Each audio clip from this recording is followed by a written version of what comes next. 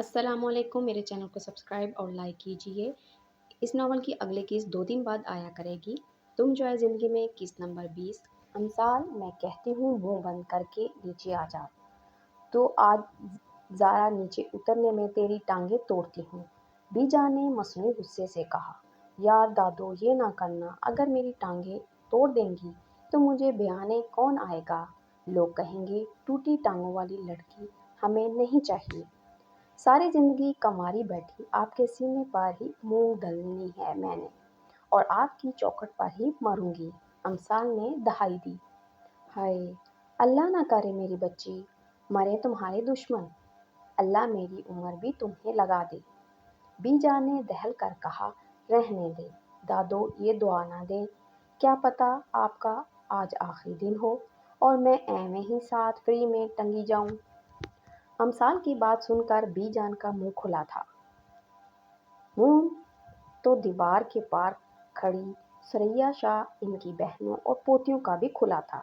وہ سب امثال کی آواز سن کر باہر آ گئی تھی اور دادی پوتی کے مذاکرات اور دیوار پر بیٹھی امثال کی بی جان کے سامنے پٹر پٹر چلتی زبان سن رہی تھی۔ وہ ملازموں کی زبانی اس کے بارے میں سن چکی تھی۔ آئے ہائے شرم کرو لڑکی، کس طرح دادی کے مرنے کی بات کر رہی ہو۔ بی جان نے اسے شرم دلانی چاہی، جو کہ ایک ناممکن سی بات تھی۔ لو جی، اس میں شرم کی کیا بات ہے، مرنا تو سب کو ہی ہے نا، اور ویسے بھی آپ کے بعد میں نہ دادا جانی کی کسی اچھی سی کیوٹ سی لڑکی سے شادی کرواؤں گی۔ آپ تو بوڑھی ہو گئی ہیں۔ ہاں ہاں میں تو بوڑھی ہو گئی ہوں نا، اور تمہارے دادا تو بھی خیر سے 16 سال کے لڑکے ہیں، بی جان نے جل کر کہا۔ تو امثال ہنسی۔ اوہو، تو ہاجرہ ڈارلنگ جیلس ہو رہی ہیں دادا جانی کی شادی کی بات سن کر۔ امثال نے لب سکیڑے، میں کیوں جیلس ہونے لگی؟ بی جان نے کہا۔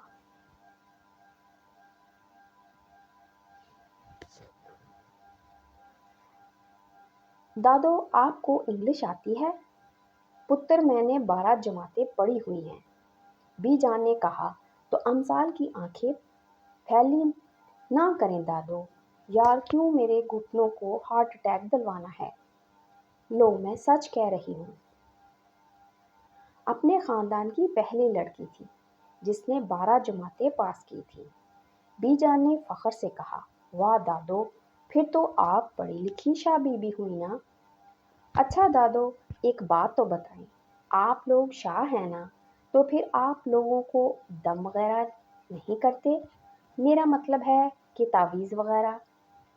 آپ کو پتہ ہے مجھے کتنا شوق ہے دیکھنے کہ جب یہ شاہ لوگ پھوکے مارتے ہیں ڈراموں میں، اکثر دیکھا ہے نا کہ گھر کی بڑی بیوی لوگوں کے مسئلے سن رہی ہوتی ہیں۔ امثال نے تھوڑی تلے انگلی رکھی۔ نہ پتر، تو ایسے کہہ رہی ہو جیسے تم شاہ نہیں مراسن ہو، بی جان نے ہلکے پھلکے انداز میں کہا۔ امثال کی بات لمبی ہوتی دیکھ کر بی جان نے ملازمہ کو کرسی لانے کا کہا۔ بتائیں نا دادو، میں نے تو ایسا کبھی نہیں دیکھا۔ امثال نے اصرار کیا۔ پتر، خاندان کا جو بڑا بیٹا ہوتا ہے وہ گدی سنبھالتا ہے، بی جان نے دھیمے لہجے میں کہا۔ تو امثال ان کا لہجہ سن کر خاموش ہو گئی۔ دیوار کی دوسری طرف کھڑی دونوں کی باتیں سن کر مسکراتی سریا شاہ کے لب سکڑے تھے اور ان کے چہرے پر کئی سالوں کی تھکن اتر آئی تھی۔ اچھا بتائیں نا، پھر کیا پلان ہے؟ دادا جانی کی شادی کا؟ لڑکی دیکھنا شروع کرتے ہیں۔ آپ مجھے پورے خاندان کا ٹور کروائیں، کوئی نہ کوئی لڑکی تو مل ہی جائے گی، اور اسی بہانے میں اپنے لیے بھی کوئی لڑکا تاڑ لوں گی۔ امثال نے بات بدلی اور آخری بات پر شرمانے کی ناکام کوشش کی تھی۔ پتر جی، جو کام نہ آتا ہو اسے کرنے کی کوشش بھی نہیں کرنی چاہیے۔ بی جان نے اس کے شرمانے پر چوٹ کی۔ اچھا بہت ہو گیا، اب نیچے آ جا، ویسے بھی بندروں کی طرح اچھلنے کا تیرا آج کا کوٹا پورا ہو گیا ہے۔ نہ دادو جان، میں ایسے ہی نیچے نہیں آؤں گی، پہلے میری حفاظت کا کوئی معقول بندوبست کیا جائے، کیونکہ آپ کی بہو کافی دیر سے مجھے بڑے قاتلانہ انداز میں گھور رہی ہیں۔ مجھے پورا یقین ہے میں نیچے آؤں گی تو سلامت نہیں رہوں گی۔ امثال نے بی جان کے پیچھے کھڑی کافی دیر سے گھورتی ساریہ بیگم کو دیکھتے ہوئے کہا۔ تو بی جان نے پیچھے مڑ کر دیکھا، اماں جان یہ پہلے ہی بہت بگڑی ہوئی ہے، اوپر سے آپ اس کی الٹی سیدھی بکواس سن کر بھی اس کو کچھ نہیں کہتی۔ باقی لڑکیوں پر بھی تو سختی کرتی ہیں، تھوڑی سی اس پر بھی کر لیا کریں، ساریہ بیگم نے خفگی سے کہا۔ ہاں ماما کیسی ماں ہیں آپ، اپنی ساس سے کہہ رہی ہیں کہ میری بیٹی پر سختی کریں؟ سچ بتائیں میں آپ کی ہی بیٹی ہوں نا؟ امثال روحان سی ہوئی۔ سچ بتاؤں پہلے تو مجھے صرف شک تھا، لیکن وقت کے ساتھ ساتھ مجھے یقین ہوتا جا رہا ہے کہ تم میری بیٹی نہیں ہو، تو پھر میں کس کی بیٹی ہوں؟ کون ہوں میں؟ کون ہے میری ماں؟ کہاں رہتی ہے بیچاری دکھوں کی ماری؟ امثال نے زمانے بھر کا درد اپنے چہرے پر لائی۔ تم ذرا نیچے آؤ پھر بتاتی ہوں۔ ہاجرہ ڈارلنگ میں یہاں بیٹھ کر تھک گئی ہوں، نیچے آنا چاہتی ہوں، مجھے سیکورٹی فراہم کی جائے۔ امثال نے ماں کے تیور دیکھتے ہوئے کہا۔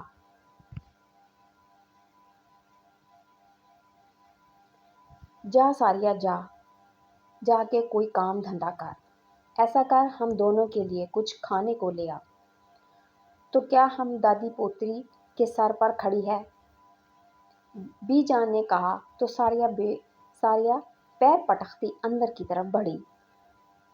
چل آ جا، بھیج دیا ہے میں نے اسے، بی جان نے کہا تو امثال نے دیوار پر سے چھلانگ لگائی۔ تو دیوار کی دوسری سائیڈ پر کھڑی ثریا شاہ بھی واپس پلٹی۔ آج کتنے مہینوں بعد انہوں نے اپنی چھوٹی بہن، جو کہ ان کی دیورانی بھی تھی، کی آواز سنی تھی، اور وہ بھی اتنی خوش اور حشاش بشاش تھی۔ جو ان کے بیٹے نے کیا تھا، اس کے بعد تو ہاجرہ شاہ حویلی کی ہو کر رہ گئی تھی، خاندان کی کسی تقریب میں شرکت برائے نام ہی کرتی تھی۔ جب بھی وہ خاندان کی کسی خوشی غم میں جاتی، عورتیں ان کی بیٹی کو لے کر باتیں کرتی، تو انہوں نے کہیں آنا جانا ہی چھوڑ دیا تھا۔ شاہ بی بی آج پریشان نہ ہو، سب ٹھیک ہو جائے گا۔ صدام شاہ نے ثریا شاہ کو کندھوں سے پکڑ کر اندر لے جاتے ہوئے کہا۔ کب ٹھیک ہوگا صدام؟ میں تھک گئی ہوں، اب نہیں برداشت ہوتا، مرنے سے پہلے ایک بار اپنی بہن کو گلے لگانا چاہتی ہوں، ثریا شاہ نے تھکے تھکے انداز میں کہا۔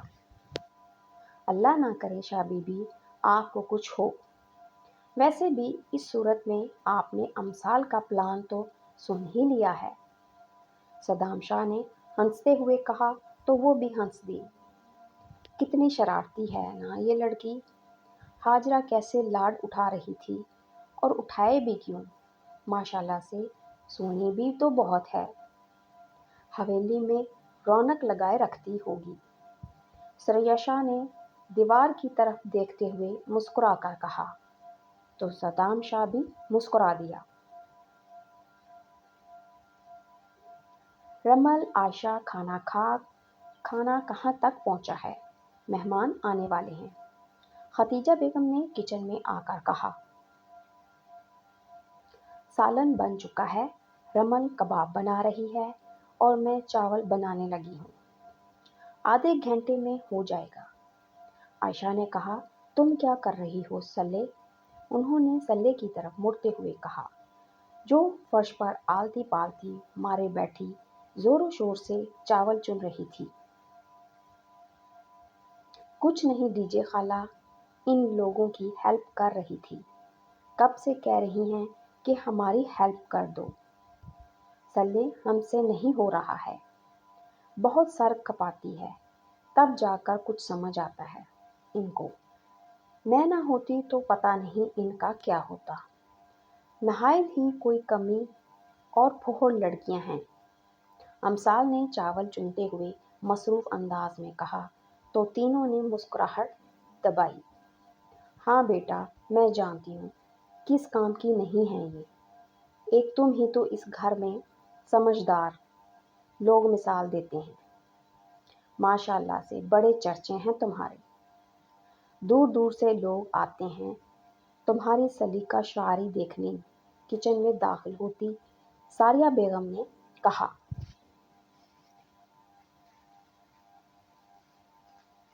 یار ماما، مجھے نا آپ کی بیٹی بننا ہی نہیں ہے۔ دیجیے خالہ، آپ اپنی بیٹی بنا لیں۔ امثال نے ختیجہ بیگم کے گلے میں باہیں ڈالتے ہوئے کہا، ہاں کیوں نہیں، یہ تو میری خوش قسمتی ہوگی کہ تم میری بیٹی بنو۔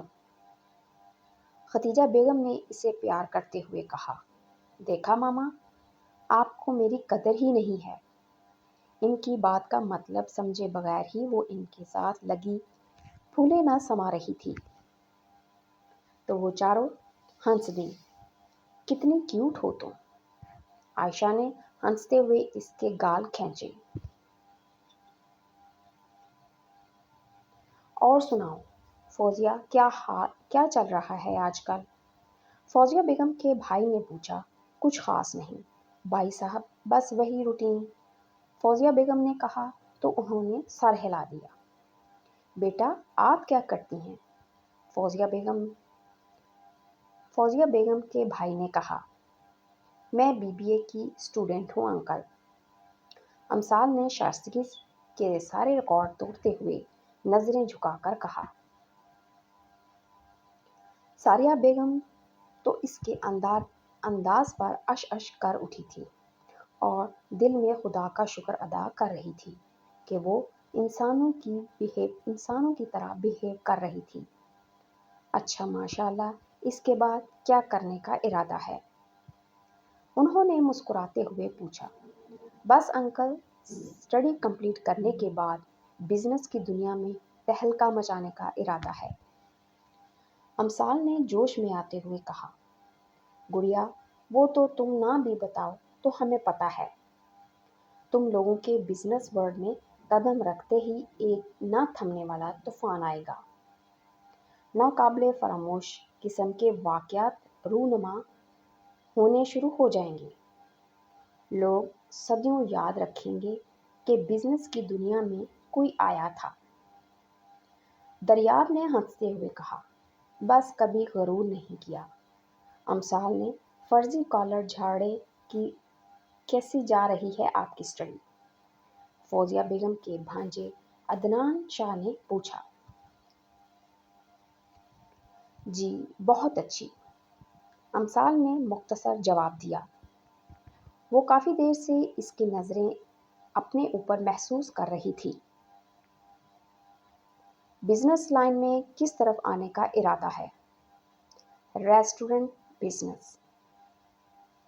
آپ کا انٹرسٹ کس میں ہے؟ عدنان شاہ نے مسکراتے ہوئے کہا۔ وہ خواہ مخواہ بات لمبی کیے جا رہا تھا۔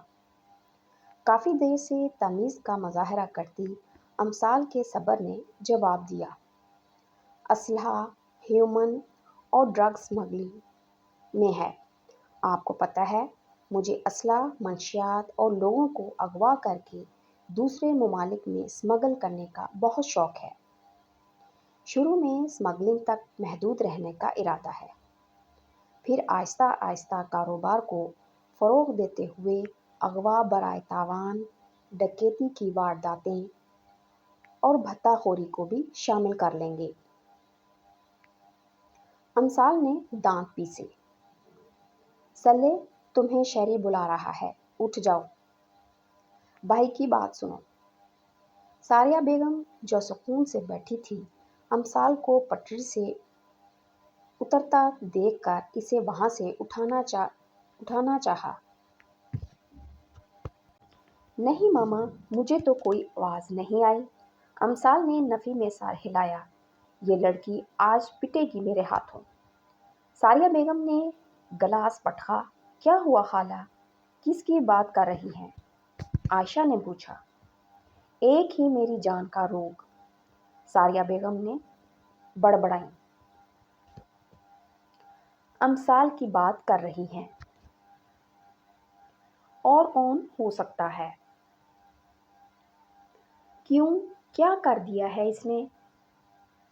کرنا کیا ہے؟ مہمانوں کے پاس بیٹھی پٹر پٹر کر رہی ہے۔ کیا سوچیں گے بھابھی کے میکے والے، کیسی لڑکی ہے؟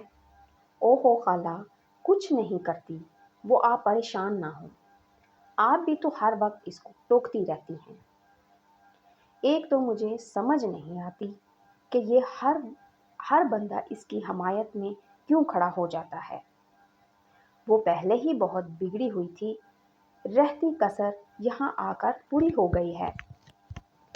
ساریہ بیگم زچ ہوئی۔ کیا ہوا خالہ، کون بگڑ گیا ہے؟ عادل نے کچن کے دروازے پر کھڑے ہو کر پوچھا۔ اپنی بیٹی کی بات کر رہی ہوں، ساریہ بیگم نے کہا تو اس نے زیرو شیپ میں لب سکیڑے۔ اچھا عائشہ، مجھے ایک کپ چائے بنا دو، عادل نے کہتے ہوئے باہر نکل گیا۔ اچانک لاؤنج سے امثال کا کہکا بلند ہوا تو ساریہ بیگم کا پارا ہائی ہوا۔ عائشہ، بس بہت ہوا، اس لڑکی کو بلواؤ وہاں سے، ورنہ میں مہمانوں کا لحاظ کیے بغیر جوتیوں سے مارتی ہوئی اٹھا کر لاؤں گی۔ ساریہ بیگم نے کہا تو وہ سر ہلاتے ہوئے باہر نکل گئی۔ گڑیا، یہاں آؤ، بات سنو۔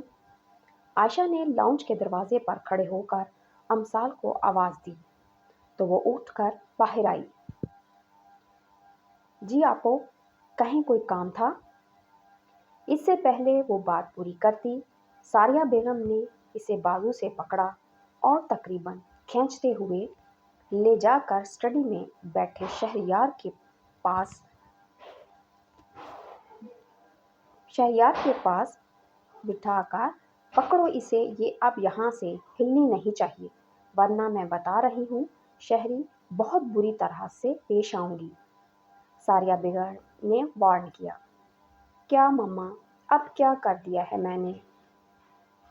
چپ، ایک دم چپ، خبردار ایک لفظ بھی بولی تو کسی کے سامنے تو میری عزت رہنے دیا کرو، ساریہ بیگم نے سختی سے کہا تو امثال منہ بنا کر رہ گئی۔ پاس بیٹھے امان اور عادل نے مسکراہٹ دبائی۔